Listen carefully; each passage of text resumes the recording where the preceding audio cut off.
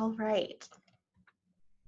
So today we're going to be talking about don't wait, hydrate, and the importance of hydration, particularly now that we're in the hotter months of the year. My name is Abby Horton. I'm a registered nurse. I am a health and life coach, and I'm also a wellness ambassador, a well-being ambassador, a wellness class educator, and I'm so excited to be with you all today. My contact information is here, Abby.Horton at ua.edu. So if you'd like to reach out and, make connections or ask questions or things like that, maybe you need some follow-up after today's presentation, please don't hesitate to reach out. So today we're going to talk about the importance of staying hydrated, and this is important all days of the year. So not just during the summer months, but anytime that you are not getting enough water, or maybe you're having something going on with your health, it's important to make sure that hydration is not playing a role. So our body is actually made up of a majority of water. So up to 75%, some even say 80% of our body weight is actually due to our water content. And that's really important when we think about trying to lose weight or trying to, do something in terms of health and fitness. We really want to make sure that we're not just losing water weight, but that we're actually, concentrating on staying hydrated anytime that we're being active or we're trying to really, up our game in terms of health and wellness. So think about that as we move through the presentation. And if at any point you'll have questions, please let me know. We'll definitely take time at the end for questions as well. So what does water do for you? Water has a lot of different functions in the body, and without getting too medical about it, we just want to make sure that it's important that, water is a great source of, nutrients. It's a wonderful way for us to, make sure that our body is functioning well. And it's one of those keystone habits that we really want to make sure we pay attention to. So, water is used from everything from our digestion to helping regulate our body temperature to making sure that we have enough oxygen on board. And so it's really important that we think about those things as we think about staying hydrated outside. So what is dehydration? Dehydration is when we have more water leaving our body than what we are actually consuming. And so anytime that we're outside, we're exercising, or we're just not drinking enough water, we can actually be at risk for dehydration. And so we know that the body is dynamic, it's always changing, and it's always changing to its environment for sure. And so when we think about losing water, we sometimes are thinking about just, being outside, being outdoors, being active, and really sweating a lot. But it actually is something that we do when we're breathing, when we're talking a lot, when we actually are, urinating and having bowel movements, we're going to lose water in those ways as well. And so just throughout the normal process of the day, we lose a significant amount of water. So we have to be really diligent about replacing that water. So when we think about dehydration, we know that the body has to have water to function because it's primarily what we're made of. We also know that we have to make sure that we really are intentional about knowing how much water we are consuming. So when we don't have enough water, we can have really mild symptoms, but we can also have, life-threatening symptoms of dehydration. So prevention is really key. And knowing that people who work outdoors or young children or the elderly being especially susceptible to dehydration is really important to note, because we want to make sure that we're really paying attention to that. So our personal risk factors, it's everything from our age and our weight and our personal fitness to past health, conditions like medical conditions, heart conditions, diabetes. It also can be our diet, and it can be exposure to past heat-related illnesses. So, if you've ever had heat stroke or you've ever, gotten overheated, you're more likely to get overheated in the future. And our diet can also play a role. So if we have a lot of sugar on board, if we have a lot of heavy spicy foods, if we drink a lot of alcohol, those are all things that can lead to more dehydration. Our caffeine intake is definitely something to note. If we drink a lot of soft drinks or have a lot of caffeine, that can also be dehydrating. Even things like teas, especially if it's something like sweet tea or unsweetened tea, that has a lot of caffeine in it. So those are things that we want to take note of as well. So we are made up of about 75% water, but we also, when we think about 75% of Americans are actually dehydrated on a regular basis. So again, we mentioned many of the things that cause this, but the solution really is not only drinking enough water, but it's actually eating enough of, our fruits and vegetables that have good water intake too. So those are some things to consider. If you don't feel like you can drink enough water, then consider actually adding in fruits and vegetables that have a high water content, things like celery, things like watermelon, and that kind of thing. Okay, so some facts about dehydration. So most heat illnesses are caused by dehydration. So not just that it's overly hot outside, but that it also is, related to the fact that they just didn't have enough water on board to begin with. I see some questions, so I'm going to go ahead and go. Yes, coffee definitely is going to be a factor, Anita. So if you're drinking a lot of coffee, that is definitely going to dehydrate you. A person can also sweat about 1 liter of water per hour. So especially with heavy exertion or if you're outside a lot, particularly now that it's July and we're seeing a lot of unprecedented heat waves and just a lot of humidity, that can definitely impact our health and our hydration as well. And so most people exposed to hot conditions, again, are probably not drinking enough fluids, because once you get overly hot, our bodies tend to not want to drink anything, not want to eat anything, and it impacts our appetite. And so our thirst response then becomes kind of insufficient to keep up with the actual level of dehydration that we have. And so that can be challenging as well. And we know that by the time a person is actually thirsty, they're already dehydrated. And so it estimates that we're probably 2 to 3% dehydrated, but overall, we know that it's difficult to kind of make up those losses once we're already in a deficit of hydration. And so we want to really focus on prevention. All right, so some medical causes of dehydration: diabetes, vomiting, diarrhea, burns, heat stroke, and heat exhaustion are all some other medical conditions beyond what we've mentioned that can cause dehydration. And so if you're susceptible or prone to these things, or if you have a diagnosis related to any of these medical conditions, you definitely want to be really mindful of your hydration status. So sweat. Sweat is a great way for our bodies to protect ourselves and for our bodies to actually regulate our body temperatures. Sweat is also a great way for us to detox. So for us to actually be able to get rid of the toxins and exposures and things that we come into contact with, sweating is one of the great outlets for that. And so whether the body is actually, hot, or you're in an intense workout, or maybe you even have a fever, or whether you're sweating just because, it's just a natural part of what we do. Those are all different ways that we can lead to dehydration if we're not careful and diligent about consuming as much water as we're losing. And so depending on the weather conditions, a brisk walk will generate up to 16 ounces of sweat, so 1 pound of water.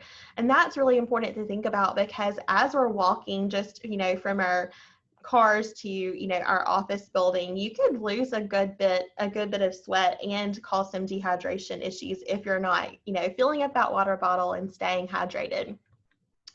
Burns are also really important. So when you're outside, your skin is one of the ways that we actually regulate our temperature. It's the largest organ, and it's exposed to all of the elements and toxins and things that we come in contact with.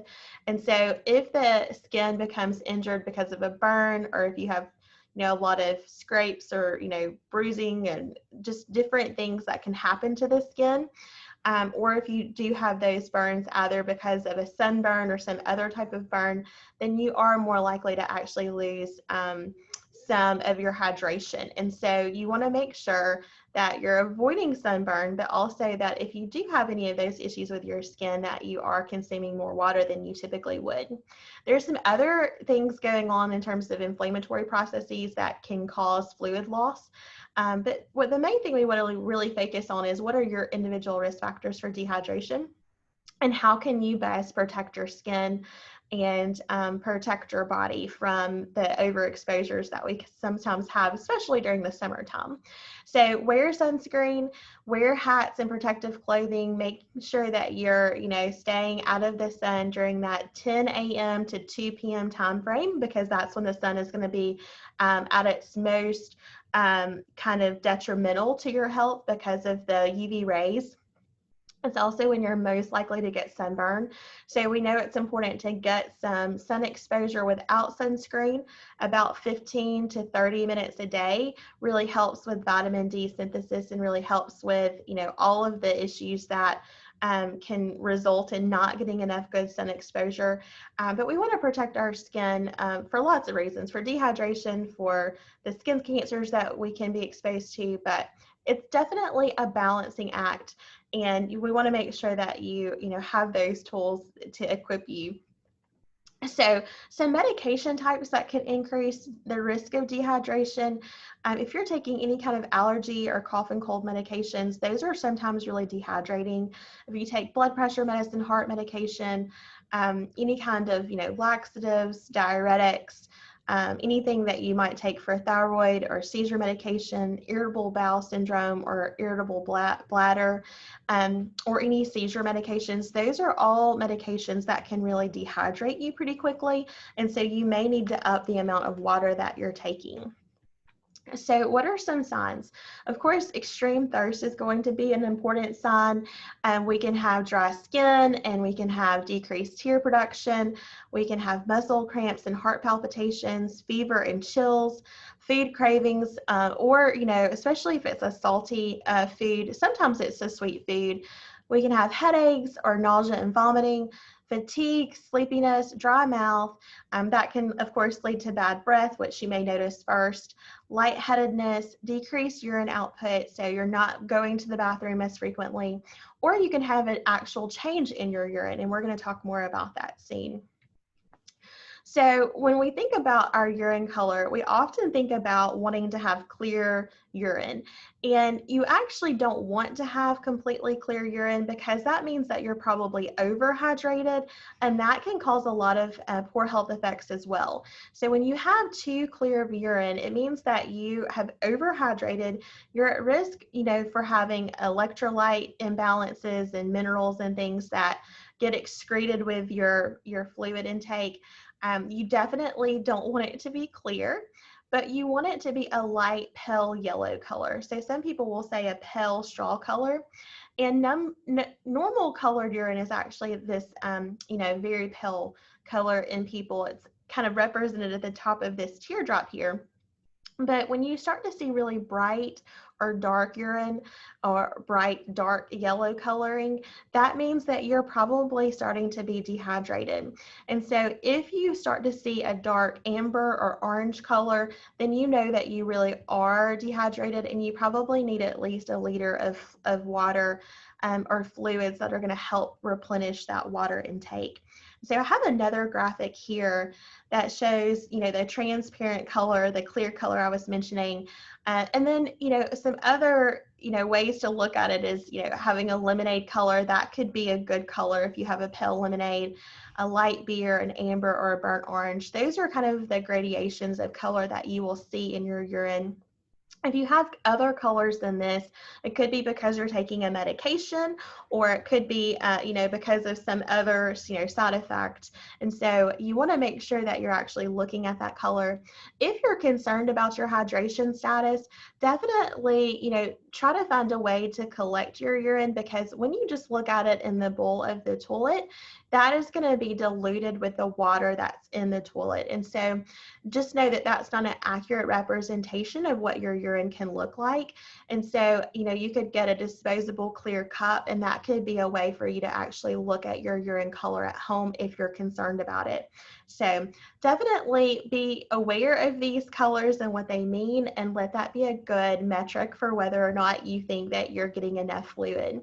Once you start to see this pale lemonade color, or if it starts to go to this transparent color, then you definitely want to hold off on the water. Continue to drink some of your favorite beverages, but definitely let your kidneys rest and give it some time to catch up. So how is dehydration corrected? There's lots of different ways that you can correct this. Fluid replacement is the main treatment, and that can be done through drinking water. In the medical world, we call it forcing fluids, but it could be through other clear liquids and popsicles, especially for people who have a difficult time drinking a lot of water, especially like maybe children, or other replacement drinks that have electrolytes. And so my main, advice here is for you to just do what works for you and take what resonates with you on this, because a lot of times what works for one person doesn't work well for someone else, and we want to make sure that you're doing what is really helpful to you. People will tell you to drink things like Gatorade or Powerade or Smart Water and some of those other, really popular branded drinks. And I would just say, especially for those of you who have issues with your blood sugar, you definitely don't want to consume those all the time, because it does have a lot of added sugars and chemicals. I know that Gatorade and Powerade have been our go-tos for a long time, but they're not the healthiest option in terms of a water replacement. And so definitely consider, if that is your go-to, that you might consider something else in its place. And I'll give you my recommendation for that. So drinking 8 to 10 glasses of water a day is really important. We now tell people to drink about half your body weight in ounces per day. So if you weigh 200 pounds, then we would recommend drinking about 100 ounces of water, but usually no more than a gallon of water or 128 ounces of water a day. The reason for that is 64, we always hear, 8-ounce glasses of water is the recommendation, but that's really just the minimum. And so you want to make sure that you're getting enough for your body, and that will vary day to day. So on a day where you're really busy and active and outdoors, or maybe you're doing a lot of talking, you're teaching, or you're having a lot of meetings, you're going to expend more energy and you're going to have more respiration. So you're going to have more water loss, and you're going to need more water on those days. Then if you're in an office and doing a lot of office work by yourself, or you're not expending a lot of energy, you're not doing a lot of talking, you're in a cool air-conditioned place, then you're not going to probably need as much water that day.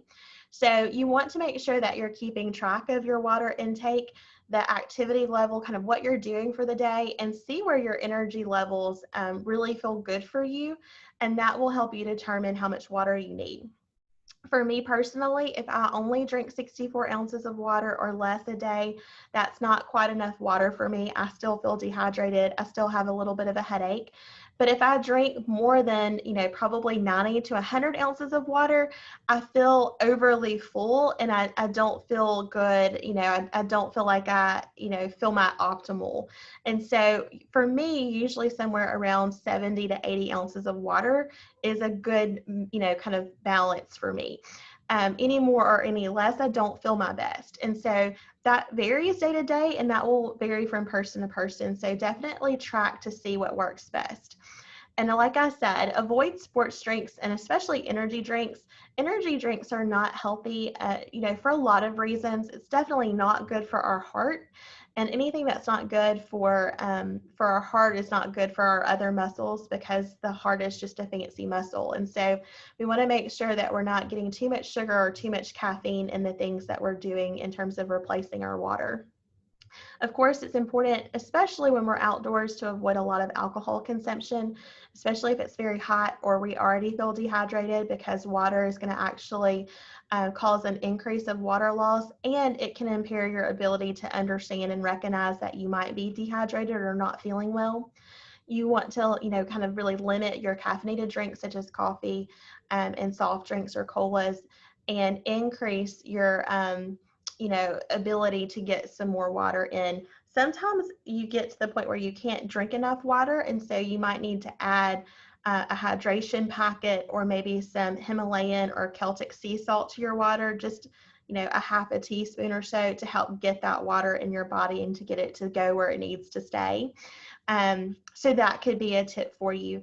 And then just plan ahead. So if you know that you're going to be outdoors, especially over the weekend for, the 4th of July holiday, go ahead and start making sure that you're getting enough water today, tomorrow, Saturday, leading up to your outdoor events so that you're not already starting out at a deficit with your hydration. And when you know that you're going to be outside for a long time, having some water with you will be really helpful as well. And staying in the shade or cooling off intentionally during those hot periods of the day, which is, like I said earlier, usually between 10 a.m. and 2 p.m., which are typically the popular times to be outdoors. So drink early and drink often, and make sure that you're sipping at least every hour on some type of water or water replacement. And remember the phrase, there's a program called 2B Mindset that has a principle of water first and veggies most. And I think that's really important to remember, particularly during the summer months when we sometimes mistake hunger and dehydration. So sometimes when we feel hungry, we're actually thirsty. So try to drink water first to see if you really are hungry, or if it's really thirst. And if you still feel hungry after you've had an 8-ounce glass of water, then try to get something like veggies or fruit and see if that helps satiate you. If not, you may need a bigger snack or an actual meal. So again, keep a check on your urine to monitor your hydration status. Tracking your water, like I mentioned, make hydration fun. So, eat your water, I think, is an important one to remember. Add fruits and herbs to your water. Try popsicles, have high content fruits and vegetables that have water in there, and try to avoid that added sugar and some of the, the treats and things that we sometimes go to when we're feeling thirsty. For us, we love in my home, we love, watermelon and cucumber. Those are two great sources of extra water. And really, like I've mentioned, prevention is really the key. So reward yourself for staying hydrated, and really make sure that you are doing some things to make that an easy process. So try not to overcomplicate it, try not to make it difficult, because if it's a chore, we probably won't do it.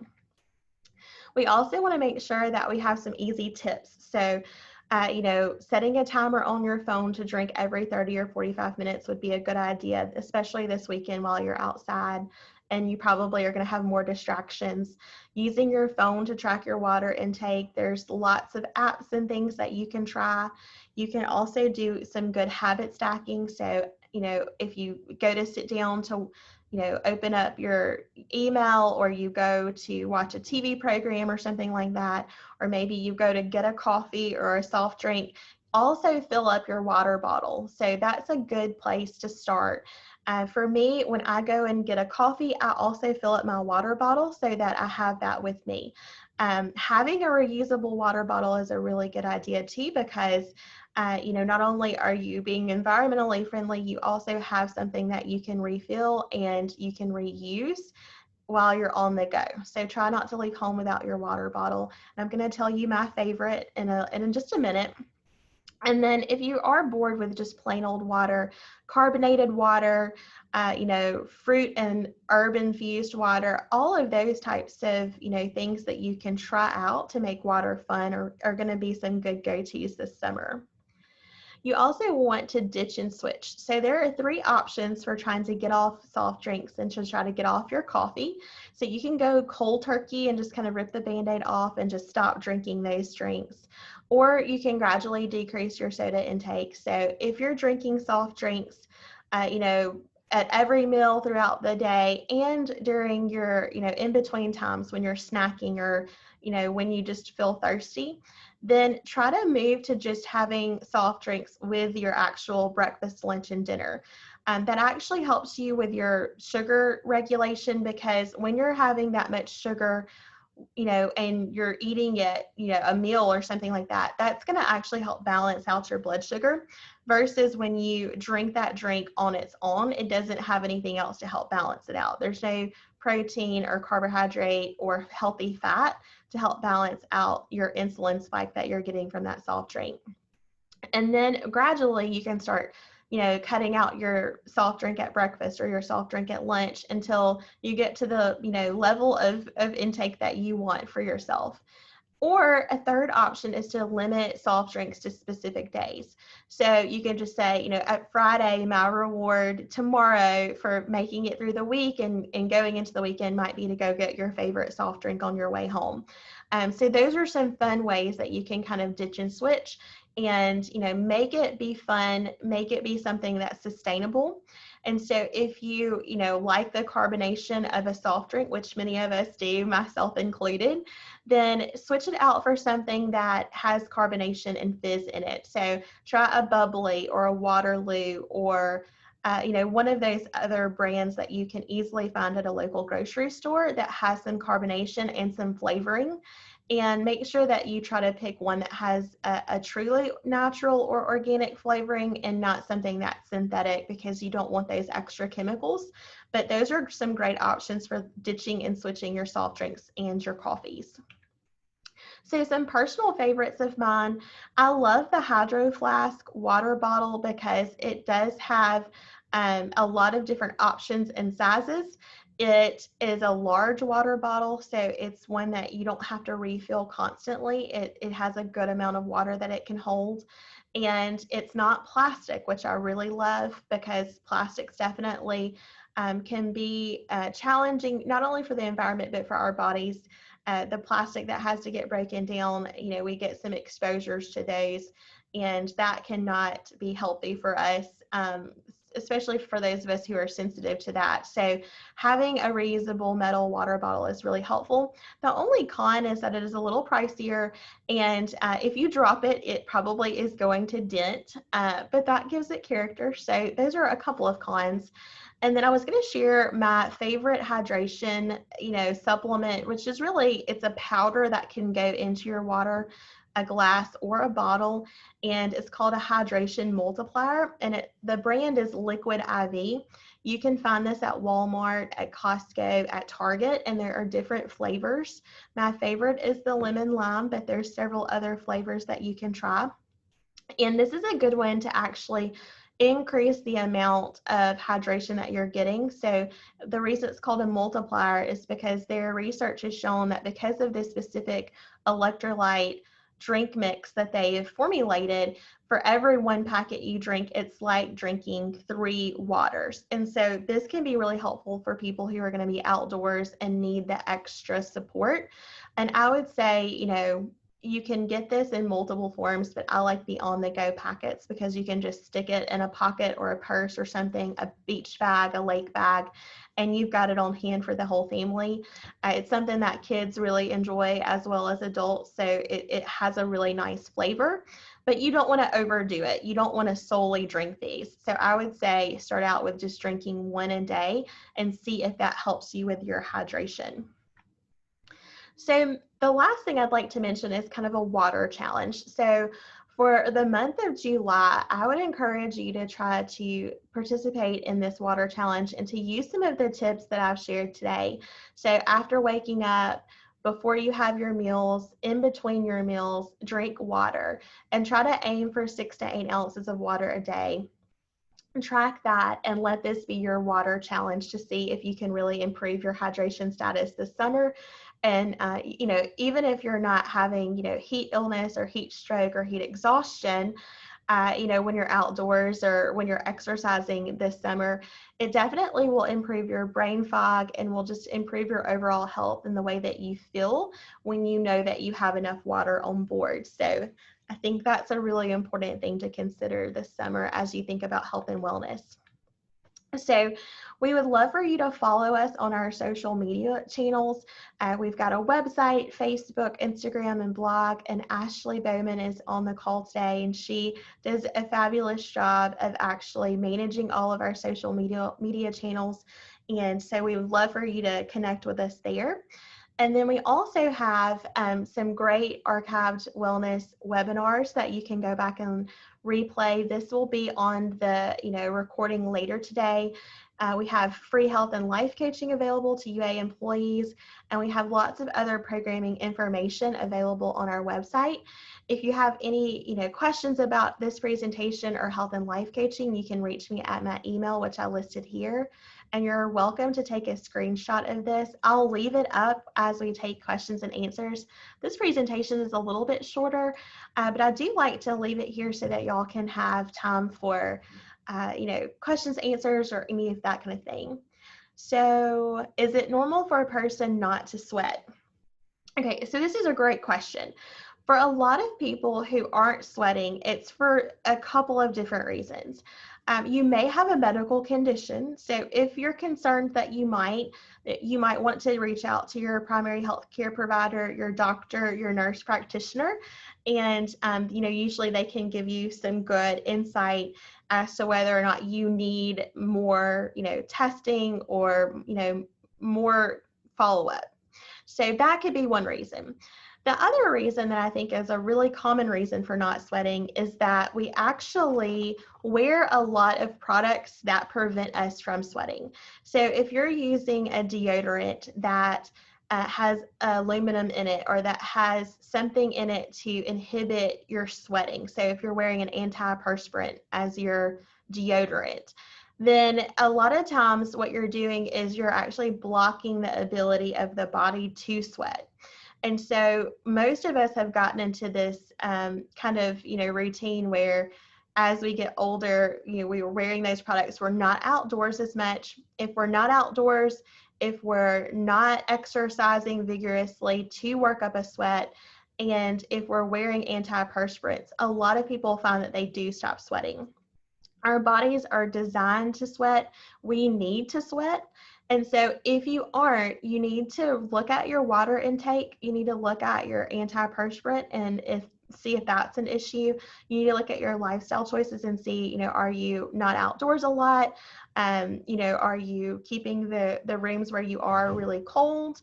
Lots of different things like that. Are you not exercising vigorously to work up a sweat? And I would encourage you to do some research. You're welcome to reach out, but you definitely want to start opening up those pathways so that you can sweat. Things like an Epsom salts bath at night in some warm water, not overly hot, could be a good way to start opening up those pathways. Switching out your deodorant for an organic deodorant could be really helpful. And just a number of other things, but you definitely want to be sweating. I hope that helped answer your question. If not, please let me know and I'll be happy to answer more.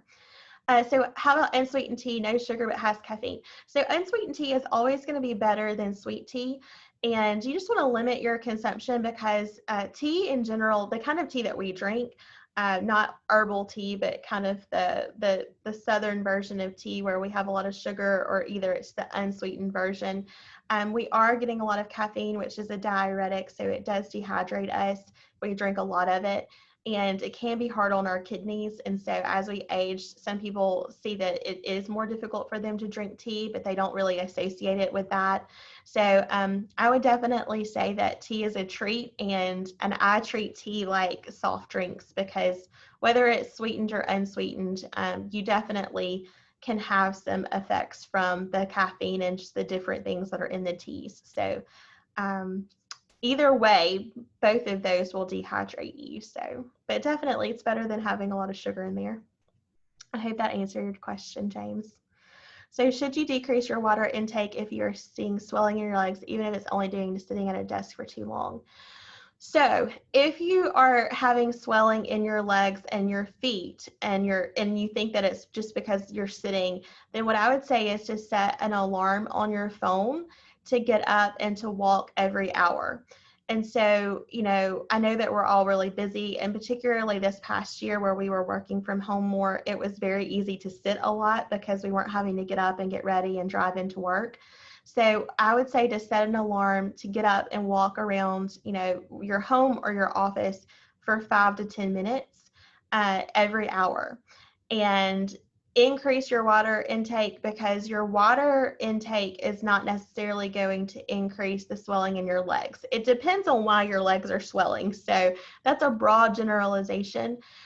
But if you are not seeing any improvement, if you are getting your adequate number of ounces of water a day, you're getting up, you're stretching, you're walking around every hour, and you still see that your legs are swelling, then I would definitely recommend that you seek out a healthcare provider, a doctor, a nurse practitioner, and make sure that there's not something else medical going on.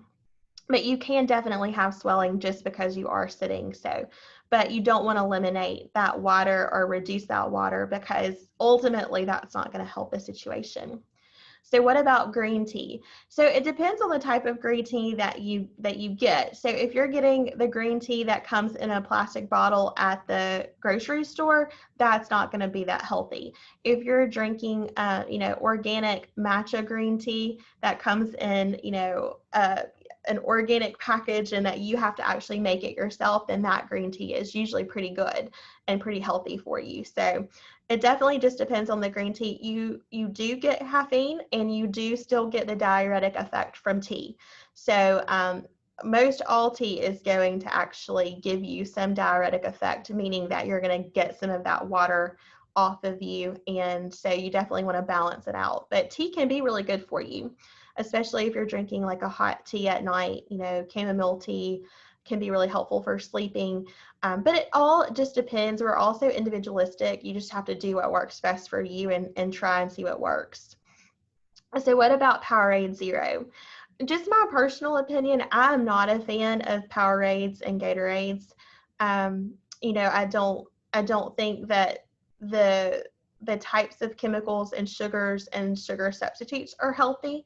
And I don't find that they are as helpful as other products that we have to use today.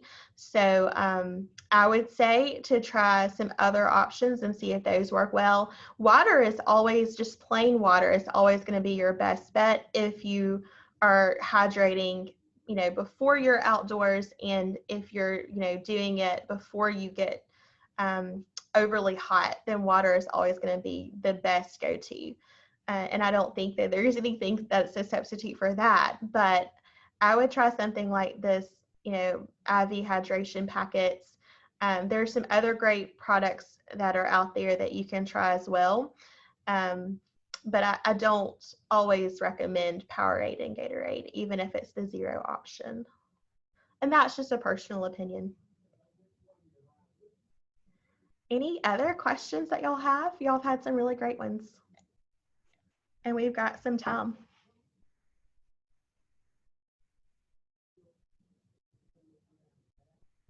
Yeah, I would say any of the ones. I didn't mention Propel. I did mention Smart Water, but all of those are going to have a lot of chemicals and sugars and sugar substitutes in them. So, when you look at the bottle, the nutrition label, and it has those additives and those different chemicals and sugars and sugar substitutes, then I try to stay away from those as much as I can. You want to see that it has just plain old water, some carbonation if you need carbonation, and then some electrolytes and minerals. And if it has more than that, I try to pick a different option, because there are some different options out there. I see a question and answer. What about adding an essential oil to water for flavoring? Okay, this is a really great question too. For me, I personally am okay with adding essential oils to your water if they're medical grade essential oils. So meaning if they are made for consumption, but most essential oils are not.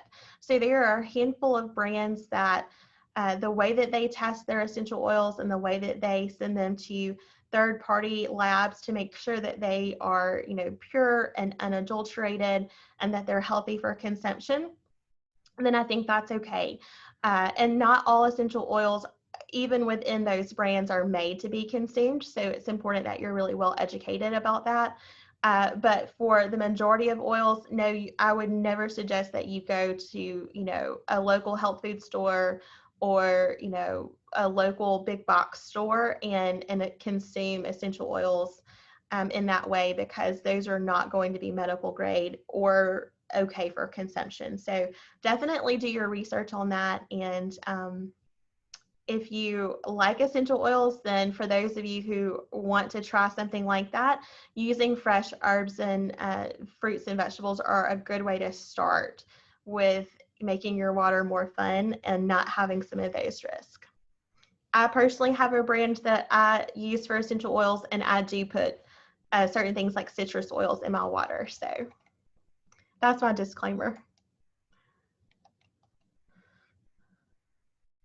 Okay, so it's easiest for me to drink water while I'm exercising in the morning. If I drink a liter within 45-minute workout, can I still count that with the approximate 2 liters I need to drink each day?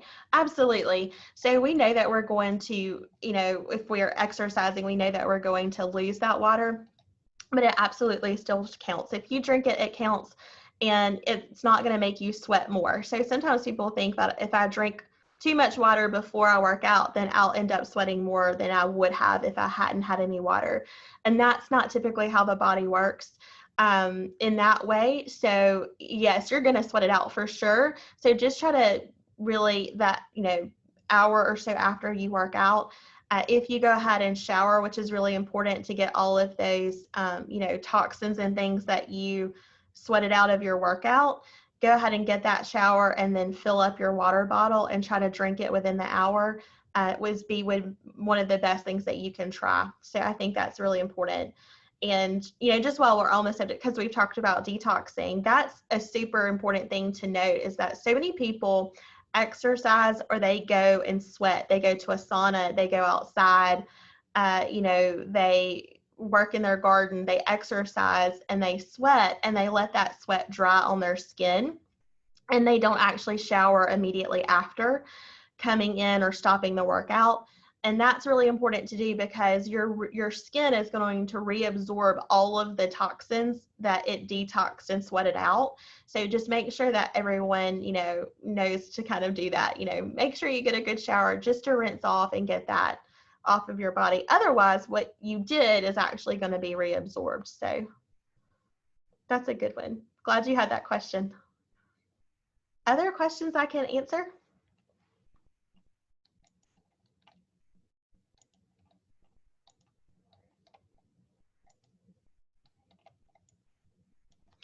Were there other questions or topics that y'all were hoping to hear about today in the hydration presentation?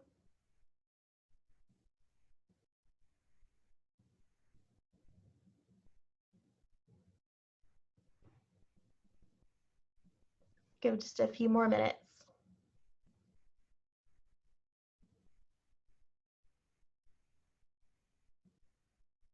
All right. Thank you so much, Anita. I'm glad this was helpful. So what I always like to tell people as I close out these presentations, there are so many different ways to be healthy. There are so many different options. I think today more than ever, it's harder to be healthy, and it's harder to focus on our wellness because there's just so much information to process. We struggle with what information to take in and to apply, more than we struggle for having information, because we all have a computer, in our pockets or in our purses, because we've got a smartphone. And there are so many voices telling us what's healthy and what's good for us and what isn't. And what I would say is that there are going to be so many different options for what is healthy for you. If you like to drink tea, or if you like to drink one of the Gatorades, Powerades, Smart Waters, Propel, and if that helps you stay healthy, then make those good choices for you and just use what resonates with you from this presentation. Always start small, start with one habit, with, one tip that I've shared or that you've, picked up on along the way. And just remember that small progress is still progress. So as you're starting to make good decisions, wearing sunscreen and a hat this weekend, and taking a, reusable water bottle with you to the lake or to the pool or to the park or wherever you're going, those are going to be so much, in terms of what you can do for your health, those are going to be so much more impactful than just not doing anything and feeling overwhelmed. And for me, when I started my health and wellness journey a few years ago, I let the information overload overwhelm me, so that I didn't do anything, because I was like, I can't do all of it, so I'm not going to do any of it. So if you have that kind of all or nothing thinking, like I sometimes struggle with, just try one or two things at a time to start with. And over time, you'll add in more good habits, and it will just be a habit. It will be a lifestyle change that you accrued over, months and years. It won't be that you just started over from scratch one day, but it'll just be a combination of all the good things that you've done. So I would really encourage y'all to just take one or two things and start where you are. I hope this was helpful. If you have any questions, please feel free to reach out, and I hope that you'll have a wonderful weekend and a happy 4th of July. Thanks so much.